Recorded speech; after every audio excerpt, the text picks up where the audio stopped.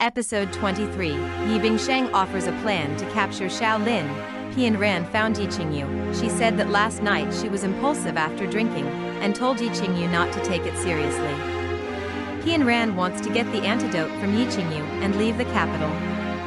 Yi Qingyu told Pian Ran that he didn't have an antidote in his hand, because the poison that Tantai Jin gave to Pian Ran was just a nourishing pill. Yi Qingyu said he was lucky to have met Pian Ran in this life and that now she is free to go wherever she wants. Seeing Yi Qingyu saying she is free to leave the capital, Pian Ran decides to stay instead. Yi Shiwu went back to Yi's family to visit relatives, and the Yi family could see from Yi Shiwu's relaxed mood that she and Tantai Jin had reconciled. Yi Shiwu's grandmother was concerned about Yi Bingshang's situation, and she was relieved when she learned from Yi Shiwu that Tantai Jin would not treat Yi Bingshang harshly. After returning to the palace, Yi Shiwu found Yi Bingshang, and apologized for Tantai Jin's embarrassment to her before, and was willing to ask Tantai Jin to let her go back to Ye's house, but Yi Bingshang refused to go back to Ye's house.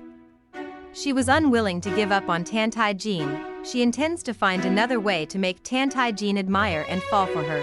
Yi Bingshang found Tantai Jin and asked her what she did wrong, but Tantai Jin said that she was kept in the palace just to catch Xiao Lin alive. The military rations that Pang Yiji borrowed from the surrounding counties were in short supply. And now it was difficult for them to find a place to borrow food and supplies. Xiao Lin knew that they had no chance of winning, and also knew that for the common people it didn't matter if the war was won or lost. Now that Tantai Jin is seeking peace through war, the unification of the world is what the people wants. Xiao Lin received a secret letter from Yi Bingshang. The letter clearly stated that she was persuading him to surrender, but in private it was true that Yi Bingshang asked Xiao Lin for help. Tantai Jin took Yi Shiwu out of the palace to play. Today is the last day of the Throwing Cold Festival, which is also the Qixi Festival, the busiest day of the year. Xiao Lin also took advantage of the festival to lead people into the capital of Jinghua. Tantai Jin and Yi Shiwu went on a date for the Qixi Festival. Yi Shiwu was selected by the Great Wizard to be the goddess of this year's Throwing Winter Festival, and then Tantai Jin was selected as the demon god. As a goddess, Yi Shiwu needed to complete the sword dancing ceremony with the demon god and then kill the demon god. Although it was just a ceremony, Yi Shiwu couldn't tell whether Tantai Jin was the demon god or Ming Yi, an enemy or a lover. After the sword dancing ceremony was completed, Yi Shiwu took off Tantai Jin's mask while feeling his face and recognized him as King Jing. At this moment, the people cheered, and fireworks were going off everywhere. Both Tantai Jin and Yi Shiwu enjoyed the moment very much. Yi Qingyu and Pian Ran also enjoyed their own personal date time. Yi Qingyu lamented that he was just a mortal, and he might not have the chance to see Pian Ran's white hair. Pian Ran told Yi Qingyu the legend of the Fox clan. According to the legend, as long as you tie hair with someone you love, make an alliance with your arms, and swear by dripping blood, even if one of them dies, the soul will not return to the underworld, and they will be together forever. But Pian Ran said that she would not try the legend, because one day, she would also forget Yi Qingyu, which made Yi Qingyu more at ease. Tantai Jin and Yi Shiwu met a little girl selling candy, and when Tantai Jin learned that her parents had both passed away, he handed over his money bag to the little girl and asked her to take it to the steward of the orphanage, who would arrange a place for her to live. Yi Shiwu thinks that Tantai Jin has done a good thing, and it is only natural that everyone likes him, but Tantai Jin said he didn't care whether others like him or not, he just hopes that Yi Shiwu is willing to like him. Yi Shiwu asked Tantai Jin why he bought all the candies from the little girl. He told her he remembered the first time she bought him a new outfit, it was New Year's Eve. Yi Shiwu bought all the fireworks from a little old lady selling fireworks, which puzzled Tantai Jin at the time, but now he said he can understand the hardships of loneliness, poverty, pity for the weak, and the heart of doing good.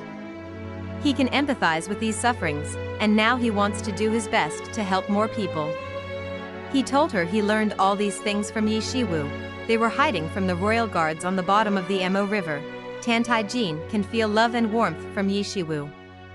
He feels that the world is so beautiful.